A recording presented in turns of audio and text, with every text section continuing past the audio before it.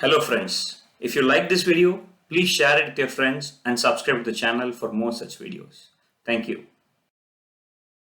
I named my son Sachin and named my daughter Laura. What else do you really wanted to know about the passion of my cricket? I unwind myself to watch cricket again. If you take cricket and technology out of me, I can probably say I'm a big zero in life. Hello viewers, welcome to my YouTube channel Let's Talk. Today we are going to talk sports with international performance analyst Mr. Prasanna Raman. I'm going to give you a brief introduction, but I'm sure most of you would have seen this gentleman with 2 or 3 computers in front in all of the dugouts, especially in the IPL games and the international matches that Cricket South Africa play. Prasanna Raman is an analyst with close to 18 years of experience. He's done performance analysis for the Indian hockey team. He has been working with IPL ever since its inception, and for the last 10 years or so, he has been working as a performance analyst for Cricket South Africa. He has worked for TNPL. He has also worked for T10. So, anything cricket, Prasanna lives and breathes that. So, with that brief introduction, let's go into the show, sir. Thanks a lot for inviting me for the show. I'm looking forward for the questions. Okay, sir. Sir, like you are a computer engineer, right? I'm sure you studied MCA and you did a bachelor's and master's in computers. So how did your career turn into a performance analyst? First of all, I would like to correct you. I'm an electronics and telecommunication engineer, and then I did my master's in computers, and I did my Microsoft certified software developer course as well. Look, it is very simple. I'm sure you might have also played cricket. When I played cricket, whatever small level of cricket, I got closer to representing Tamil Nadu in age groups. I always wanted to play for the national team. That is going to be the ultimate dream for everyone who touched the bat or ball in India, because cricket is a religion in India. But there's no complaints at all. Unfortunately, there are better players than me, better talented players than me rather. So I couldn't pursue my dream of going there and donning the national cap. And then in 1999, once I finished my engineering graduation, I became a qualified umpire in BCCI. So I was thinking about getting into Melbourne Cricket Ground, Cape Town's Newlands Ground, and Eden Gardens, Kolkata as an umpire. But you know what? Unfortunately, that dream also couldn't pursue the level I wanted to be. But in 2001, when I saw an article that is coming in where the Indian team is sitting in Bangalore with a multinational company, and they're trying to develop a software that can analyze the strengths and weaknesses of the opponents as well as their own to improve their performance. Then I thought, look, I'm very good at software development and I got little cricketing knowledge as well. So why don't I put these two together and try and get a marriage out of it?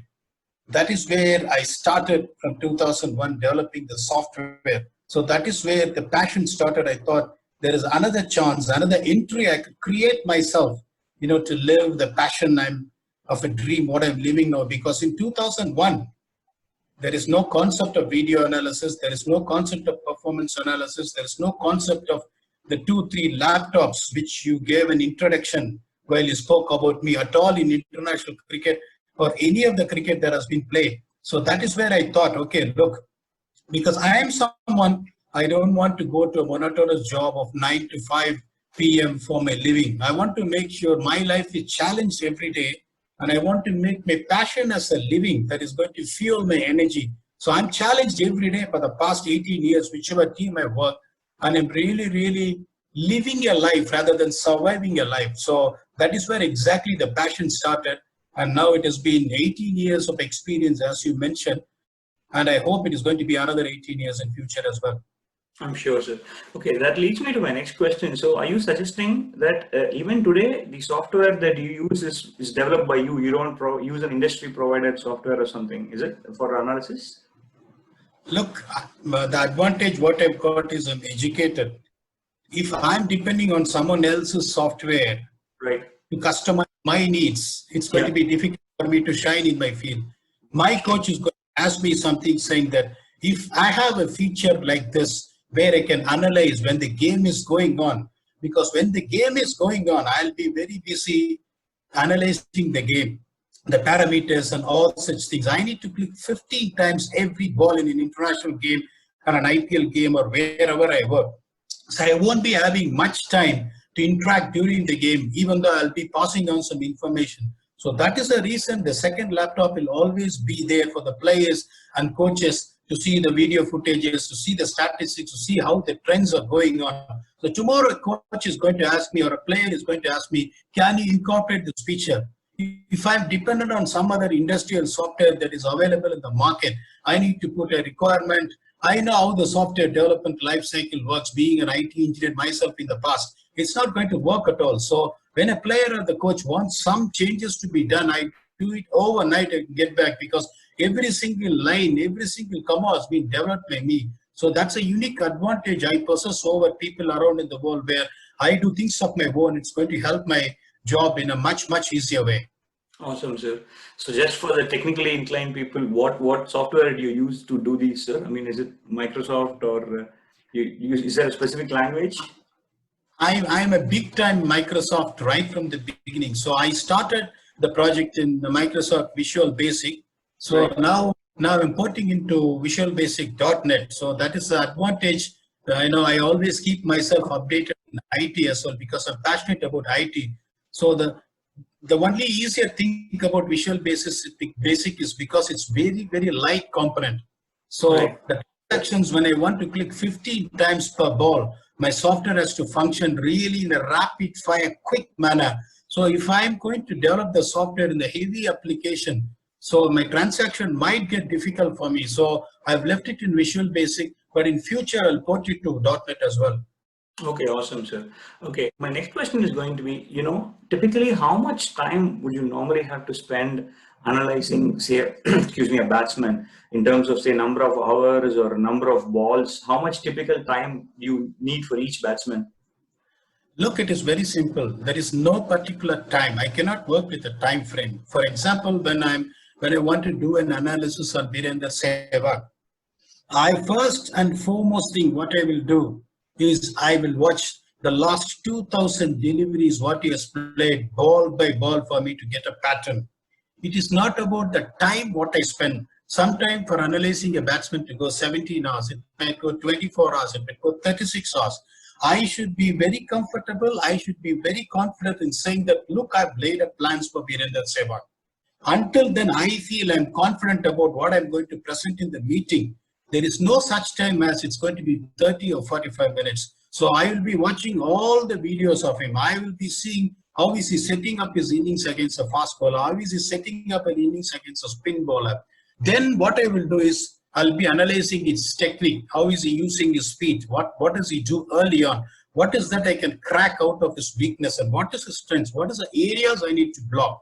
Then I will try and get the wagon wheel of the last 2000 runs or 1500 runs he has played into different propositions, like against fast bowler, against left arm spinner, against leg spinner, against an off spinner. If my team is only having an off spinner, I'll only go for a wagon wheel of an off spinner, because there's no point in going for a left arm spinner, leg spinner. I don't have an attack of such going to play against him tomorrow. Then I'll see the pitch map. What are the lengths that are troubling? So I'll put all these together and make a presentation. So if I work on a time frame of 12 hours or 13 hours, I might not get the information what I want. So I should be absolutely confident on, look, this is the plan which I'm going to put forward to the team meeting to crack the batsman. Then I satisfy and then I stop.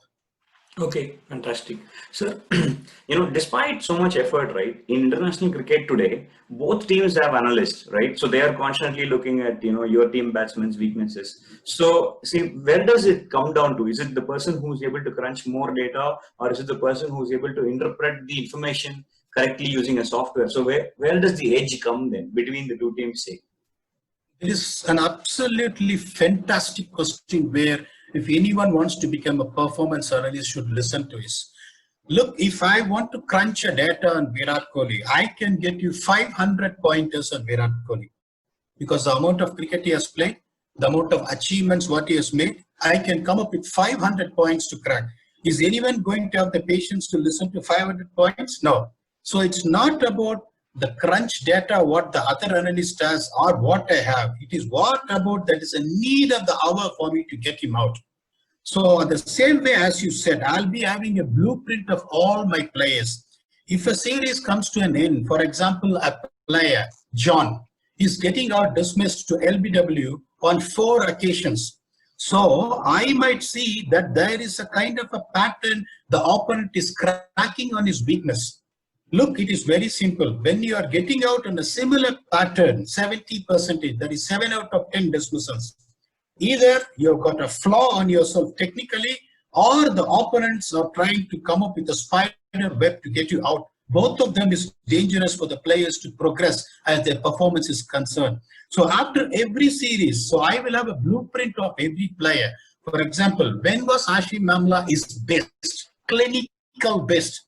So Hashim Amla in 2012 series against England scored a 100, scored 100. So that is what the best of his batting, where I'll keep as a library reference for me. So whenever I see, because I'm the one who'll be watching frame by frame every single ball in international cricket.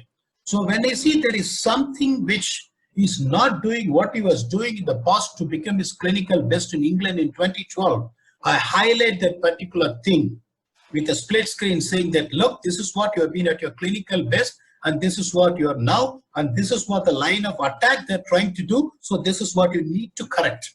So it is not about doing a one-way dimensional analysis of what you're going to get the opponents out. You need to be very careful what your players are going to expect from the opponents as well. So there are 2 jobs what I do. One thing is to crack the opponent's pattern, and the second thing is to put myself sitting on the opponent's dressing room to come up with a kind of a weakness, what I'm trying to attack, and say, look, this is what Stuart Broad might try and do to you. So this is what you need to do, the adjustments to combat it. And this is what you need to go to the nets and do. The moment he comes to the nets, then we'll try and pull someone who's much similar to Stuart Broad, coming from wide at the crease, pitching in line, shaping the ball in, or straightening and pitching away. And then how he bats, what exactly is the right way to bat to make sure you are getting in top of Stuart Broad. And then I will show the video footages of him, what he played in the nets, to see that is the ideal preparations going on before any international format of the game. Thanks a lot for the detailed answers, sir. Sir, you have someone who have worked with Dhoni in the Pune team, and you have had a long association with Kohli in RCB. These are some of the best cricketing minds we have come across. How has your experience has been? Is there any differences? How you interact with them and the data and what they seek out from you? Look, every captain is different in their own way. Few of the captains are extremely strategic. I worked with Steve Smith, as he's one of the leading captains. He's very strategic. I worked with Du Plessis, very strategic. The only captain to a captain tests in 100 test matches, Graham Smith, everyone knows about what kind of a captain is, very strategic. But when it comes to Dhoni, you need to understand only one thing. He takes decisions instantly. I think this is not a rocket science I'm revealing. Every cricket lover and every commentator, every expert, every player I worked with him, I've told that abundantly for many people in public what kind of a person he is. The moment he thinks something instantly, he wants to try that. He dares to do things what that comes in his mind, and he's been successful in achieving it. So when I worked with Dhoni, when I went and asked him that, excuse me, what exactly the information you want from us, and he humbly said, look, I've heard about you. People have got high regards about you. It's a good thing to work with someone like you. But I can be very honest with you. Stephen Fleming was a coach at the time. He is very strategic and he likes you. Please relay all the information to Stephen Fleming and mark a copy to me. If I need something from you, I will come and ask you what can be done. I want all the communications, what you're marking to everyone, to come to me so I will understand what's going on. But I will only come to you based on what I want. So if you can give me an answer when I ask you something, it will be great. So that is his way of functioning. Sure. Someone, he takes decisions on the field and he comes to you for suggestions as well. He's a mixed bag. So you got to, first and foremost thing is you need to just build a relationship with the captain. It's not about what I know. Again, as I say, I'm a negligible thing in the team because I cannot go there and pick wickets or I cannot go there and score runs. I need to understand that and stay humble. I need to make sure what I need to give it to the hungry kid, what I need to feed to make the hungry kid happy. So I had to wait for the hungry kid to open the mouth to say that I want a piece of apple, rather than me saying pomegranate is the right option for you. So I need to understand that few of the captains, when they're so strategic, like as I said, Ashwin is extremely strategic. So I can go to Ashwin and say in the strategic break, Ash, bring this guy, or I want you to bowl the first over. He will listen to me. So because I understand the frequency where he wants these inputs all the time. Where few of the guys, they don't want the inputs unless otherwise they come to you. So this is the main difference. The most important thing is to make sure you understand the frequency of the captains, then operate, then it is be a win-win situation for both the sides. Okay, I hear you have some future plans about taking your learning and actually helping the younger generation. If somebody wants to get into cricket analysis, can you tell us a bit more about that? Look, there are a lot of aspiring performance analysts. When I see my LinkedIn, when I see my Facebook Messenger, I get close to 200 messages every day from all over the world saying, is there any course for me to master? This is the only position occupied in cricket where there is no assistance at all. There is a physiotherapist. There is a lot of degrees. There's a master's degree. There is a particular degree that is there. When you go for fitness trainer, there are a lot of certification courses. There is core strengthening course, shoulder strengthening course. All these things available. When it comes to coaches, so I'm myself a level 3 certified coach. So there is a procedure for each and everything. There is a syllabus for each and everything for you to master, to really put your candidature forward saying that I'm a certified coach, certified physio, certified trainer. But there is no such thing when it comes to analyst at all. So that is the reason when an analyst gets on for a job, not many people respect him because they'll be thinking first, staring at you, asking, look, have you played cricket?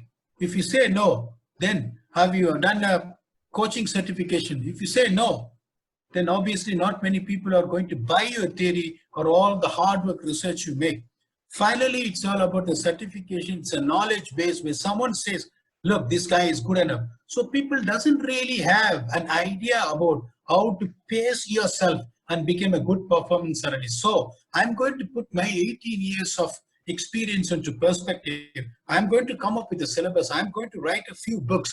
So I'm going to conduct a theory and a practical course for 5 days and really call all the aspiring analysts for registration. I'm planning this to conduct during March after our season in South Africa ends. That is a peak season where we have a season from December to March, which is a summer play cricket, and will be done by March. So probably the last week of March or April, I'm going to put in all the social media platforms saying that I'm going to come up with a performance analyst course where I'll be giving the material, where I'll be giving my software as well for them, for a demo for them to use to make sure they really understand what ingredients are needed to become a successful performance analyst. Sure, sir. Sir, okay, we are almost towards the end of the episode now. With so much of international travel and so much of rigorous work, what do you do to unwind yourself, sir? I unwind myself to watch cricket again. No. So people call me mad. We will be playing cricket, for example, 10:30 or test match starts. If there is a game in New Zealand, I wake up at 2:30 a.m. in the morning to see India and New Zealand play. Then after that, if it's a KFC Big Bash game going, I'll watch that. Then I straight away to my test match to watch cricket from 10:30 to 6 o'clock doing my analysis. Then when I go back, if there is a cricket that's been played in the Caribbean, I watch that and then I sleep. So for me, if you ask me, so where in the world I named my son Sachin and named my daughter Laura, what else do you really wanted to know about the passion of my cricket? If you take cricket and technology out of me, I can probably say I'm a big zero in life. So for me to wind myself and unwind myself, there is only one thing that can put forward is cricket, and more cricket. So having said this, do you see, is there more work to be put on analyzing a batsman or a bowler? Analysis of Virender Sehwag. I first and foremost thing what I will do is I will watch the last 2,000 deliveries what he has played ball by ball. You're a technology man. Do you think there is one area where you think in cricket now today technology is really needed to make things fair? Is there an area of DRS you think and say, this has to be corrected?